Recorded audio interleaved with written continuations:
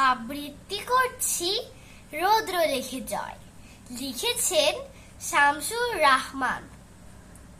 বর্গিল খাজনা নিতে মারলো মানুষ কত, পুরলো শহর, পুরলো শ্যামল, গ্রাম যে শত শত।